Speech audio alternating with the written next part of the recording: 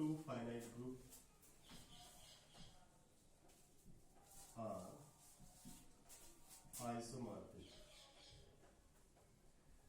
When two finite group are isomorphic, इसे देखा है। इसके लिए पहली जो शर्त होगी तो ये है, let capital G and H are two groups। हम लोग ये फाइनाइट ग्रुप की बात कर रहे हैं। If H is isomorphic to, if G is isomorphic to H, अगर G H के आइसोमॉर्फिक हो रहा है, ठीक है। इफ हम लोग पहले शर्त डाल रहे हैं कि if H is G is isomorphic to H, then then order of G is equal to order of H। दोनों के ऑर्डर बराबर होने चाहिए, मीन्स दोनों में सेम नंबर ऑफ एलिमेंट होना चाहिए। दूसरा, बोथ है same number of element, same number of elements of same order. दोनों में सेम ऑर्डर के सेम नंबर ऑफ एलिमेंट होने चाहिए। मीन्स ये कर रहे हैं कि अगर ऐसा हुआ कि if G has K1 elements of order D1, so H। If G has K2 elements of order D2 and so H। If G has Km element of order Dm, so H। Means जिस order के जितने element G में हैं, उस order के उतने element H में भी होने चाहिए। और तीसरी जो शर्त है वो ये है कि दोनों का नेचर सेम होना चाहिए। बोथ हैव सेम नेचर, दोनों का नेचर सेम होना चाहिए। मीन्स अगर एक साइक्लिक है तो दूसरा भी साइक्लिक होना चाहिए। एक अबेलियन है तो दूसरा भी अबेलियन होना चाहिए। साइक्लिक में होता है जो ऐसा नहीं, जैसे एवरी साइक्लिक इज अबेलियन, तो अबेलियन से अबेलियन मैच नहीं करेंगे। हम देखेंगे कि अगर साइक्लिक है तो दोनों साइक्लिक नहीं, अबेलियन है तो दोनों अबेलियन नहीं, और अगर नॉन अबेलियन है तो दोनों। आइसोमॉर्फिज्म का मतलब ही हम लोग जब पढ़ेंगे तो थोड़ा सा आप डेफिनेशन देखेंगे। Isomorphism, if G is isomorphic to H, if G is isomorphic to H, this implies there exists an isomorphism from between G and H। G और H के बीच में एक आइसोमॉर्फिज्म होगा। और आइसोमॉर्फिज्म होता क्या है? Bijective homomorphism, bijective homomorphism. और होमोमॉर्फिज्म क्या होता है? ये है कि if for every x, y element of G, for every x, y element of G, अगर फाई मैप है तो phi of x, y, here x, y does not necessarily product of x and y. Your operation is silent and it will totally depends on operation of this G. If we take operation of G as star 1, then phi of x star 1 y. If we take binary operation of this G as star 1, then phi of x star 1 y. is equal to, and if we take binary operation of this h as g star 2, this as g star 1, then phi of x star 2 phi of 1, इसको satisfy करना चाहिए।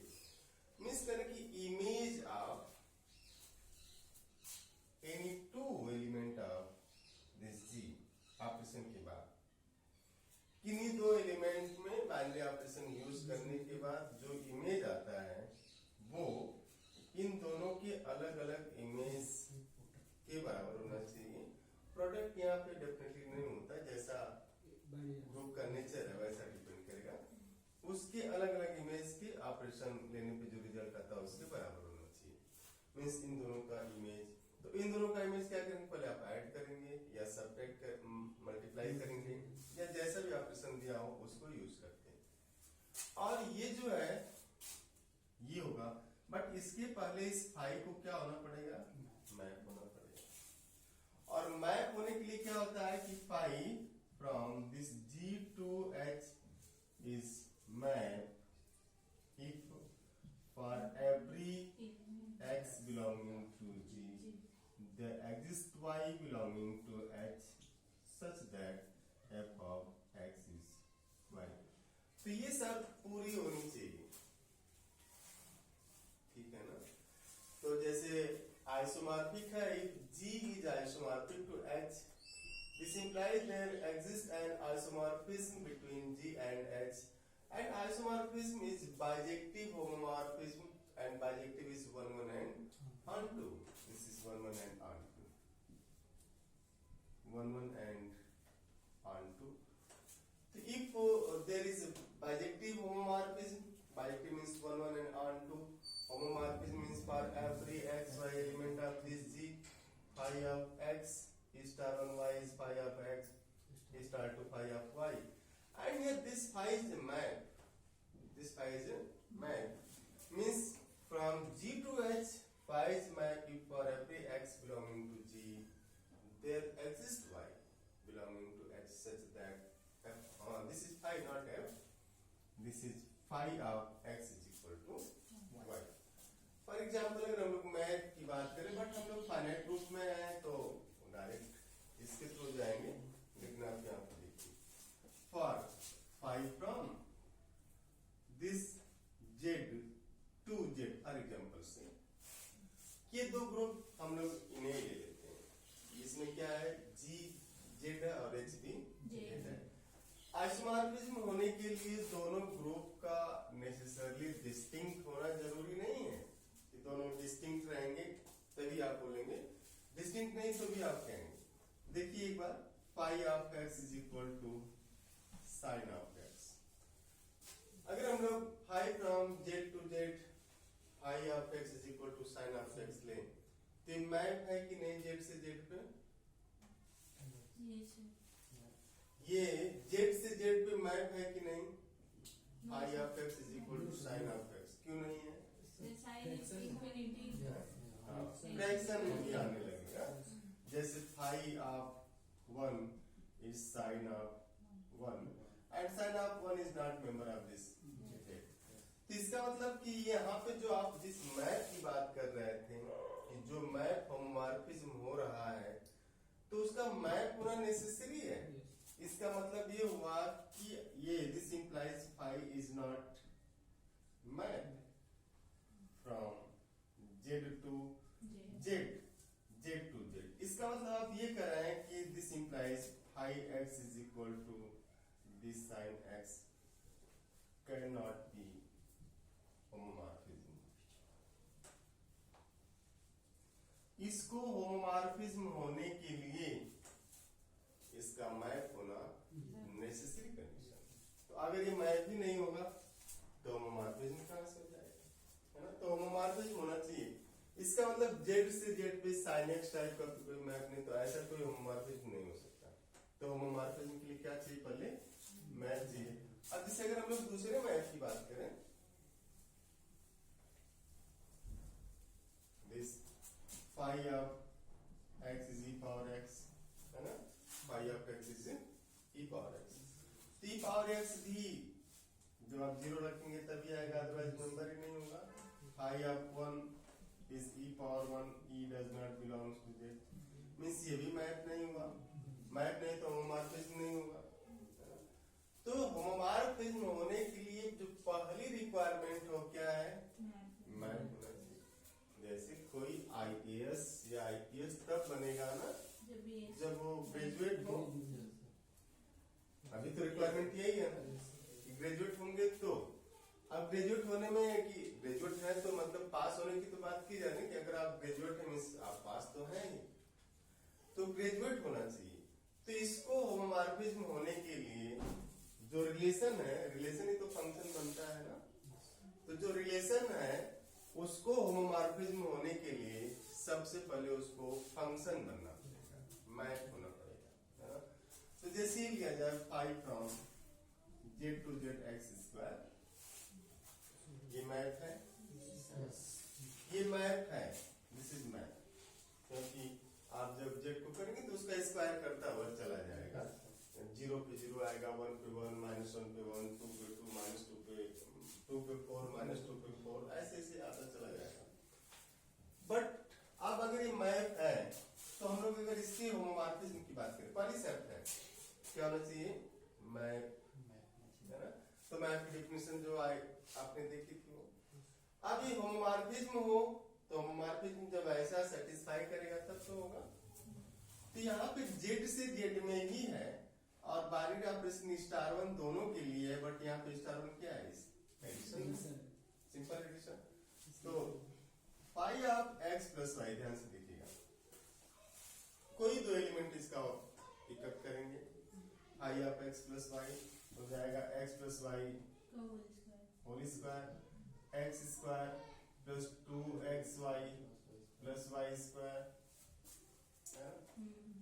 अब जो है now this is your left hand side, right hand side, phi of x plus phi of y is x square plus y square. तो you can see here for every xy, हम लोग इसमें किसकी बात कर रहे थे, फॉर एवरी xy एलिमेंट। आप देखिए जब xy को 0 कर दिया जाए, means x is 0, y is 0, तब तो ऐसा होगा कि phi of x plus y means 0 plus 0 is equal to phi of this x plus phi of y, बराबर होगा। अदरवाइज क्या होगा, फेल हो जाएगा। तो मैप तो है, तो सारे बच्चे जो सिविल सर्विसेज का फॉर्म भरे सब प्री क्वालिफाई नहीं थे, है ना, ये प्री रिक्वायरमेंट थी। ग्रेजुएट होना, मैप होना। अब क्या चाहिए आपको, 33% हो गया इसका। इसके बाद क्या चाहिए, होमोमॉर्फिज्म चाहिए। अब ये होमोमॉर्फिज्म की शर्त को फेल करेगा यहाँ पे, और कैसे फेल कर रहा है ये मैप, इस मैप के लिए, स्पेशली इस मैप के लिए phi of x plus y is not equal to phi of x plus phi of y. Sir IIT JAM का अगर मान लेते तो सिर्फ 60% हो जाता है ना? नहीं, IIT जैम में 55 और 50 इस बार तो हटा दिया गया कोरोना से, इस बार परसेंटेज का बैरियर नहीं था, ठीक है, तो इसको सेटिस्फाइड नहीं कर पाया। तो मैप तो हुआ लेकिन होमोमॉर्फिज्म ही नहीं हुआ। अब होमोमॉर्फिज्म नहीं तो फिर आइसोमॉर्फिज्म की तो बात ही नहीं करेंगे। जब प्री नहीं क्वालिफाई किया, अब से आप कोई कहते कि हमारा प्री नहीं निकला और हम पूछे तो इंटरव्यू कैसा हुआ तुम्हारा, जैसे आपका प्री नहीं निकला तो आपका इंटरव्यू तो फिर दूर की बात होगी ना। तो इसका मतलब ये होमोमॉर्फिज्म नहीं। तो होमोमॉर्फिज्म देखने, जैसे दो ग्रुप आइसोमॉर्फिक हैं एक दूसरे के, तो देयर एग्जिस्ट एन आइसोमॉर्फिज्म। आप यहाँ पे इंप्लाई की बात कर रहे हैं, आप गारंटी की बात कर रहे हैं कि अगर आइसोमॉर्फिक है तो इस बात की गारंटी हो रही है कि इन दोनों के बीच एक आइसोमॉर्फिज्म होगा। जैसे आप किसी को देख के नहीं बोलते हैं दो लोग जानते हैं इन लोगों की कुछ तो कुछ है, कुछ तो पकड़ा, झूठा पकाते हैं आप झूठे का पकाते हैं। क्योंकि अभी IAS में एक आया था ऐसे लिखने के लिए सिविल सर्विसेज, ठीक है ना, उसमें ये था कि मेरे प्रति आपकी धारणा आपकी सोच दर्शाती है और आपके प्रति मेरी प्रतिक्रिया मेरे संस्कार दर्शाती है ना? तो आप एक अलग धारणा बना लेते हैं कि ऐसा होगा, ये तो वहां जाएंगे नहीं। अब से क्यों किया तो भी फेल, और किया फेल, तो भी तो अगर x पावर n कर देंगे और n को ग्रेटर देन 1 कर दिया तो एक फेल होता है। तो मैप तो है लेकिन फेल हो रहा है। तो हमें मैप चाहिए, अब अनंत मैप मिलेंगे। इसमें एक मैप आप जो है सर्च करते करते लिख दिए 2 टाइम्स x, आपने लिखा एक मैप 2 टाइम्स x मैप है, क्योंकि अब जैसे हम लोग 5 जो 1 2 3 4 5 करें तो उसको सीधे रखिए 5z is 2z है ना, and 2z is fully contained in this z। इसका मतलब इसकी रेंज इसके अंदर है और इसकी रेंज, इस फंक्शन की रेंज इसके अंदर है और every x belonging to z defined है, तो मैप तो हो गया। अब ये मैप मींस प्री पास कर लिया यहाँ से, अब इसे यहाँ जाना है ना, और यहाँ जाने में देखिए कई पेपर होंगे, मार्केटिंग भी होना होगा, 1-1 होना होगा और R2 होना होगा। तो इसको आप लिखेंगे phi of x plus y is 2 times x plus y, this is 2x plus 2y, ठीक है। एंड दिस 2x को लिखेंगे आप phi of x plus phi of y, लिख सकते हैं ऐसे। तो phi of x y satisfy कर गया, तो इसका मतलब ये होमोमॉर्फिज्म भी हो गया, ये मैप होमोमॉर्फिज्म है। अब ये 1-1 है कि नहीं आप यहीं से देख सकते हैं इसको। देखिए अगर हम 2 एलिमेंट लें, let phi of x1 is not equal to phi of x2, this implies 2x1 is not equal to 2x2 है ना, and 2 कैंसिल होगा, this implies x1 is not equal to x2। तो अगर 2 इमेज बराबर नहीं है तो पॉइंट भी बराबर नहीं है। इसमें देखेंगे इमेज बराबर तो पॉइंट बराबर, तो 1-1 तो हुआ। तो इसमें जो बाइजेक्टिव, ये होमोमॉर्फिज्म भी हो गया, बाइजेक्टिव के केस भी पास कर लिया 1-1 का। लेकिन ऑनटू होने के लिए जो ऑनटू की डेफिनेशन हो क्या है, for phi is onto if phi of whole Z is equal to whole Z, इस केस में है ना, क्योंकि इसका जो इमेज है पूरा जेड पे, उसको हिंदी में आप आच्छादक बोलते हैं, जिसे छा जाना। छा जाने का मतलब नहीं, आप लोग कभी कभी बोलते हैं वाह गुरु आज तो छा गए, तो गुरु छा गए, गुरु आप अपने मित्रों को कि गुरु आज तो छा गए, इसका मतलब ये था कि वहां पे जितने भी लोग थे आपको सुने आज। तो उसमें से मैथमेटिक्स कहती कि नहीं, आप तब बोला करिएगा गुरु छा गए पूरी तरीके से, वाह गुरु आज तो छा गए, जब उस भीड़ का कोई ऐसा बंदा ना हो जो आपकी बात को सुन नहीं पाए। जैसे आप क्लास में एक टीचर तब ऑनटू होता है जब क्लास का हर स्टूडेंट हर समय उसकी बात को सुन रहा होता है।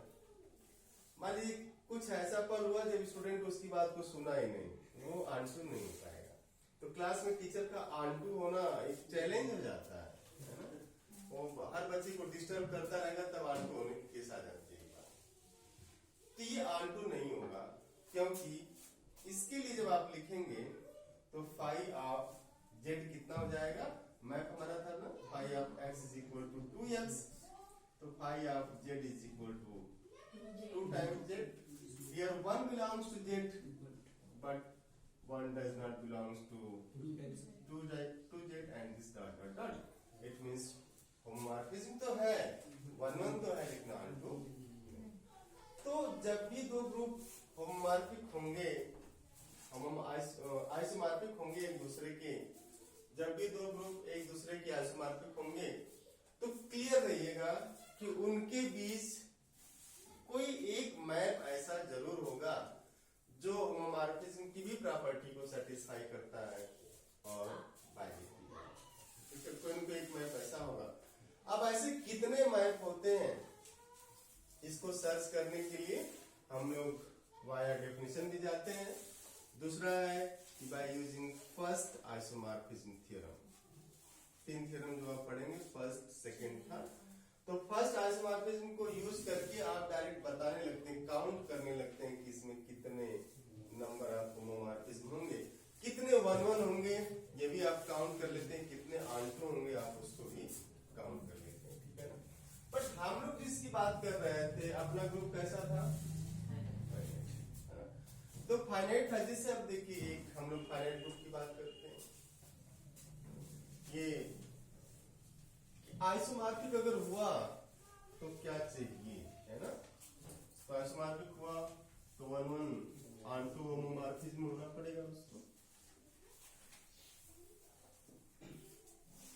बट फाइनाइट के केस में आप कहते हैं कि अगर ऑर्डर बराबर है, सेम नंबर ऑफ एलिमेंट है, सेम ऑर्डर के, नेचर बराबर है, नेचर मैच करना चाहिए आपका।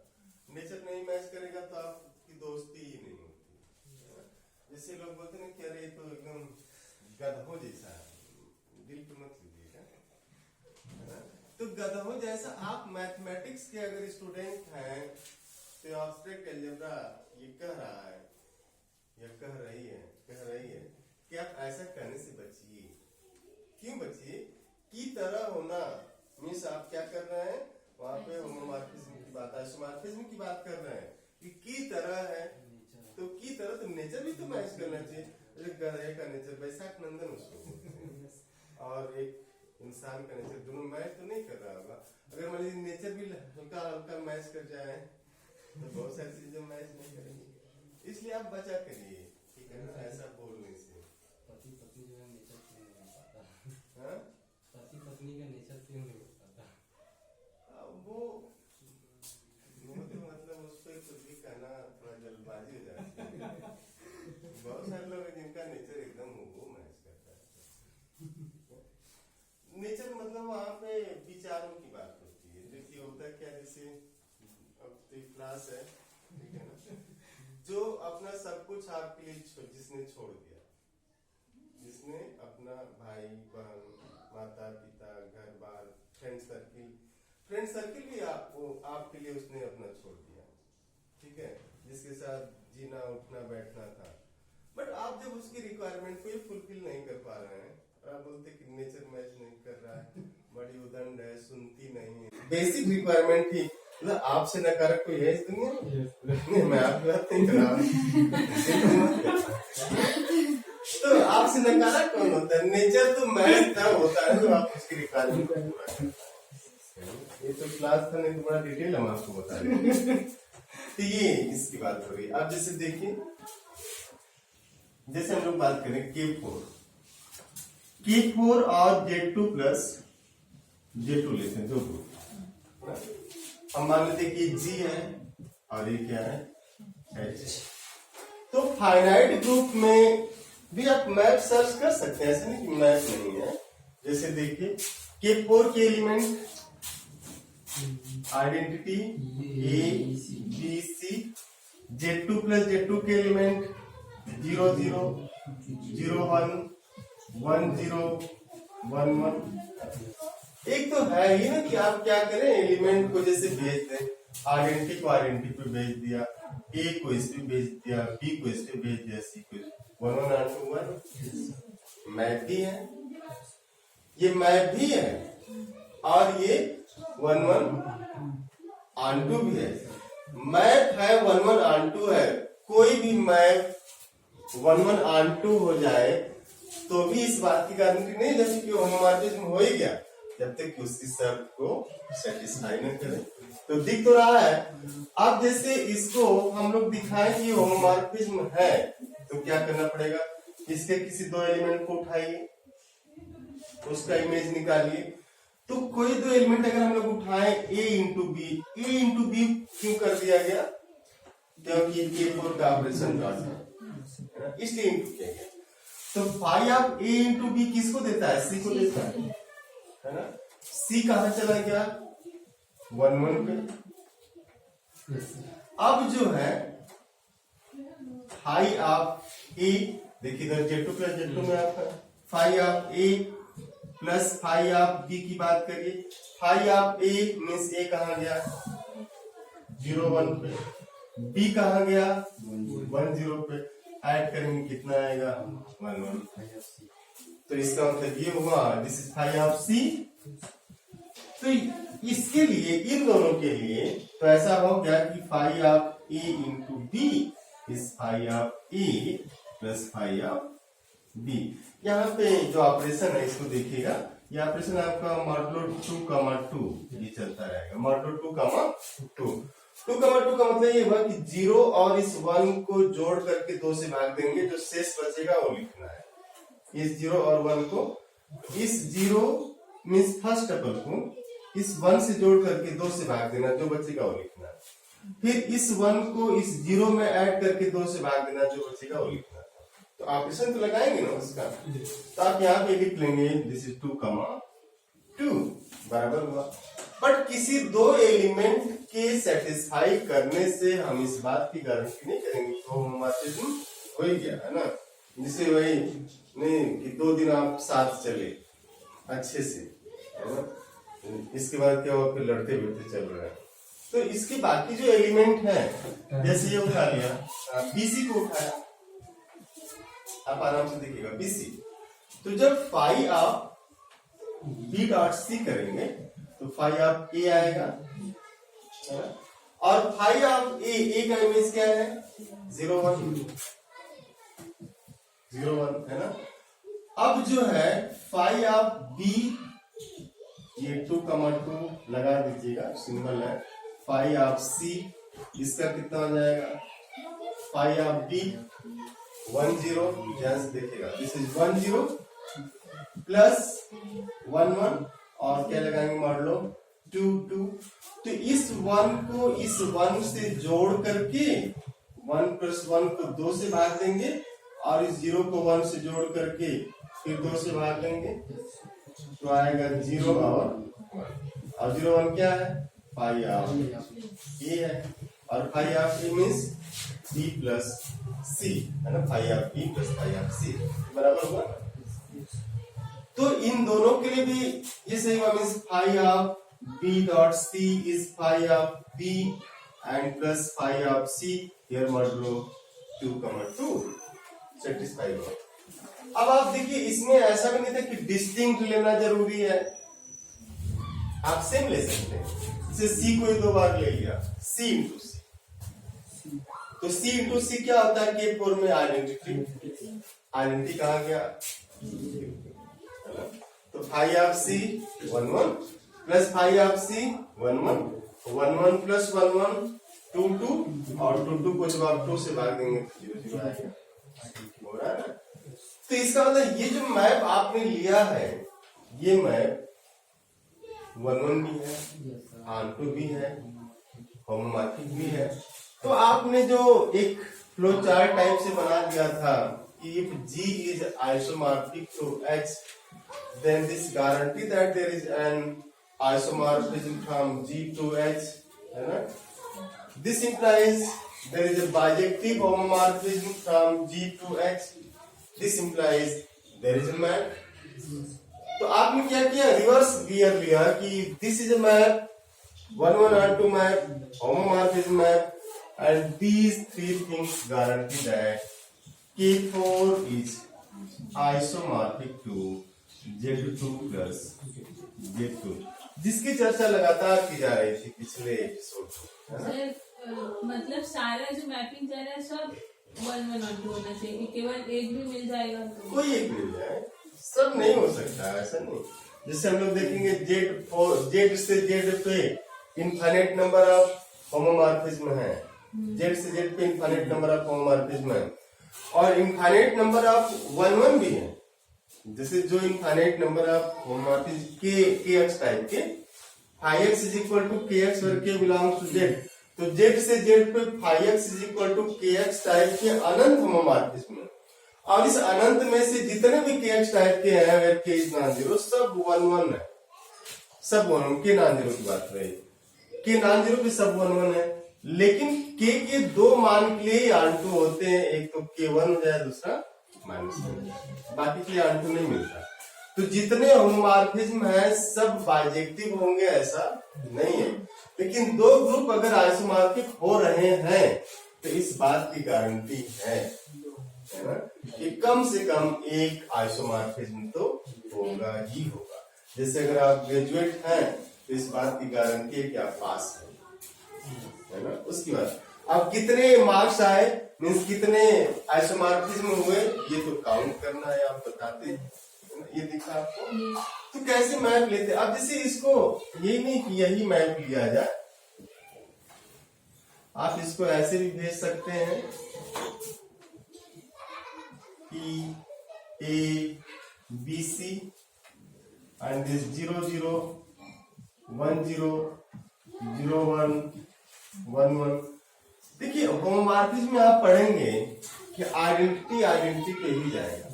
अगर आइडेंटिटी कहीं और चला गया तो फिर होमोमॉर्फिज्म नहीं होगा, सेटिस्फाई नहीं करेगा। ये हम लोग बाद में पढ़ेंगे। अब जैसे ए को यहाँ भेज दिया जाए 1 0 पे, ठीक है, और बी सी को यहाँ भेज दे, बी को यहाँ भेज दे, 1 1 2 हुआ, है ना। 1 1 2 मैप तो हो गया। अभी मैप होमोमॉर्फिज्म है कि नहीं, आप उस शर्त को देख लीजिए। फाई ऑफ बी सी जैसे लीजिए, ये phi of B C is what, phi of A, और फाई ऑफ ए कहा गया 1 0, ये नहीं क्या। तो phi of B plus phi of C 2 2 is phi of b means 1 1 plus phi of c 0 1, this is 1 plus 0 2, 1 plus 1 2, 1 comma 0 आया ना 1 0 पे। इसका मतलब क्या, पैसे भी कैलकुलेट करेंगे, ये भी एक मैप है। तो ये दूसरा होमोमॉर्फिज्म, ये दूसरा होमोमॉर्फिज्म जो बाइजेक्टिव है। तो K4 से K Z2 प्लस Z2 पे अभी तक आपने 2 आइसोमॉर्फिज्म ढूंढ लिया, ठीक है। अब इसी में चेंज करके कहीं और भेजिए। तो ये है कि हम मैप के थ्रू देख लेते हैं। बट जिसकी बात हम लोग आज करने जा रहे थे वो ये था, if G and H are two groups, finite group, if G is isomorphic to H, then order of G is order of H. Both have same number of elements of same order. If G has k1 elements of order d1 and so H. If G has k2 elements of order d2 and then H. If K has km elements of order dm then so H. में जिस order के जितने element हैं वो सब element होने चाहिए, उस ऑर्डर के होने चाहिए, और बोथ हैव सेम नेचर। आपने देखा हो कि 2 सेम तरह के लोग, पहले जो शादियों में कार्ड होते थे उसके नेचर की बात लिखी जाती थी पुराने जमाने में, जैसे जब हम लोग छोटे थे। अब तो अभी भी आता है, उसको जो बाल आगरा में आता है, मेरी बुआ की शादी में जुलूल से आना है ना, बाल आगरा में लोग दिखते हैं, या मेरे चाचा की शादी में, तो शादी में आते हैं लोग, जुलूल से तो उल जुलूल से आते हैं, अपना मार के 2-4 पैक में चले आते।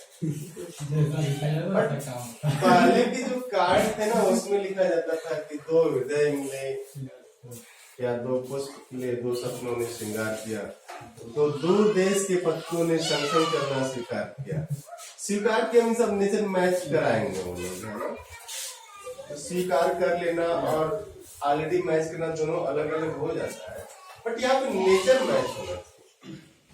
तो नेचर मैच में क्या है, जब भी आप इसको चेक किया करें तो सबसे पहले यहाँ जाया करें तीसरे पे कि दोनों का नेचर मैच है कि नहीं। तो तीसरा पॉइंट इसमें ये है कि K4 and Z2 plus Z2 both are abelian and non-cyclic, है ना। दोनों नॉन साइक्लिक हैं, अबेलियन है। क्यों अबेलियन करना वो नहीं होता, क्योंकि हो सकता है कोई ग्रुप साइक्लिक हो गया तो नेचर सेम, अगर एक साइक्लिक है तो दूसरे का भी साइक्लिक होना जरूरी है, ठीक है ना। Are abelian and non cyclic. अब इसके बाद आप, चूंकि हम लोग आंसर देने की बात करें, इसके बाद आप पहले पे आ जाए, पहला दिखेगा, चेक करने की जरूरत होती नहीं। पहला क्या है, ऑर्डर ऑफ K4 कितना है 4, इसी से मैं order of Z2 plus Z2 बराबर हो गया। तो दूसरा है वही आपको सर्च करना पड़ता है। तो दूसरे को तब तक आप मत कैलकुलेट करिएगा जब तक ग्रुप साइक्लिक होता रहेगा। अगर दोनों साइक्लिक है तो दूसरे को कैलकुलेट ही मत करिए, केवल ऑर्डर देखिए। अगर दो ग्रुप साइक्लिक है तो दोनों के ऑर्डर देखिए। बट यहाँ पे K4 और Z2 प्लस Z2 दोनों नॉन साइक्लिक है ना, नॉन साइक्लिक दोनों। तो यहाँ पे हम क्या करेंगे, इसमें देखेंगे K4 में जो एलिमेंट है आइडेंटिटी ABC, आइडेंटिटी का ऑर्डर कितना है 1, A का ऑर्डर 2, B का ऑर्डर 2, C का ऑर्डर 2। मीन्स K4 के पास दो ऑर्डर के कितने एलिमेंट हैं 3। और Z2 प्लस Z2 के पास देखिए ये 0 0 0 1 1 0 1 1 है ना, ये इसका ऑर्डर 1, इसका ऑर्डर 2, ऑर्डर 2, ऑर्डर 2। इसके पास भी 2 ऑर्डर के 3 एलिमेंट है, 2 ऑर्डर के 3 एलिमेंट, एक ऑर्डर का एक ऑर्डर का एक। तो both have same number of elements of same order. तो आप यहाँ इस चीज को यहाँ तीसरे में इंसर्ट कर दीजिए, है ना। तो ये तीनों मिल करके इस बात की गारंटी कर देंगे कि K4 is isomorphic to Z2 plus, है ना। तो जब भी आइसोमॉर्फिज्म देखा करिएगा तो आप ऐसे देख सकते हैं,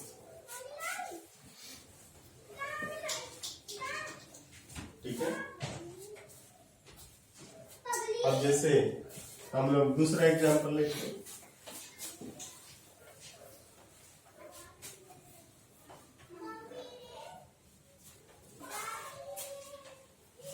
इस पे मेनली प्रैक्टिस है, आप जितना प्रैक्टिस करेंगे उतना ही सही है।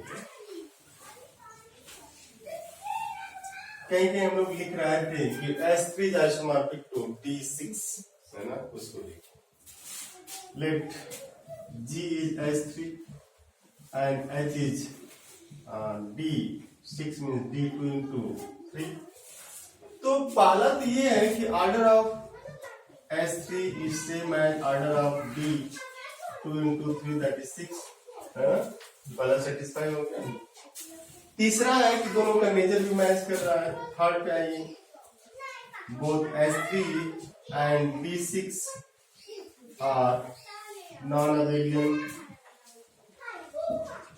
दोनों non-abelian मैच किया नेचर, non-abelian तो नॉन साइक्लिक तो रहेंगे।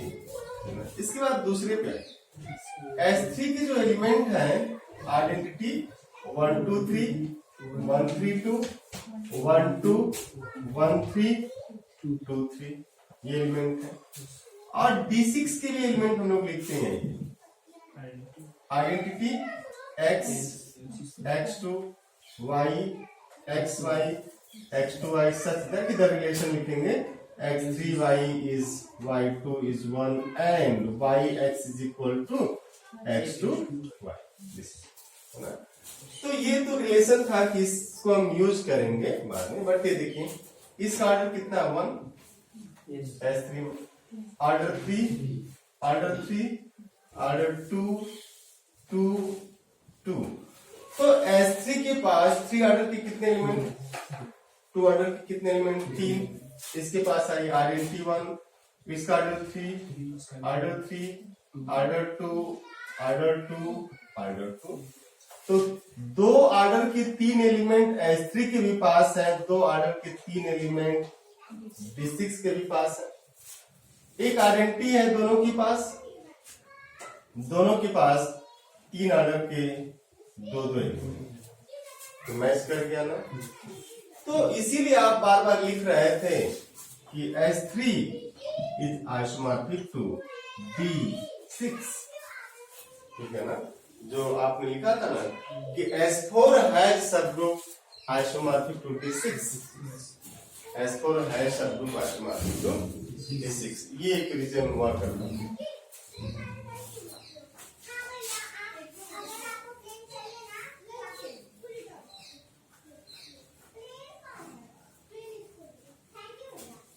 तो इसके जो है ना अब ज्यादा से ज्यादा सब एग्जाम्पल ही है। जैसे check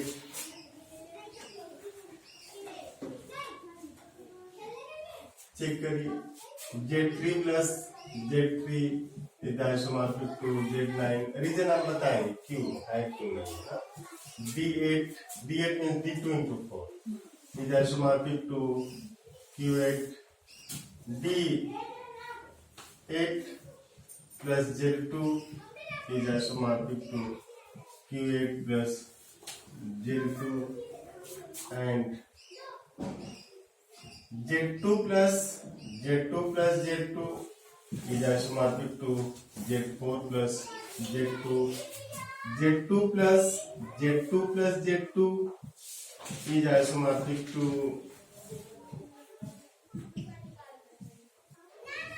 K4 plus Z2, and Z4 plus Z2 is isomorphic to Z8. Check करना है कि है तो है, नहीं है तो नहीं, क्यों नहीं है ना. ये चेक है ना, ये आंसर नहीं, आपको डायरेक्ट आंसर नहीं दिया. Check which of the following are correct. Z3 plus Z9 is isomorphic to Z3 plus Z3 plus Z3, and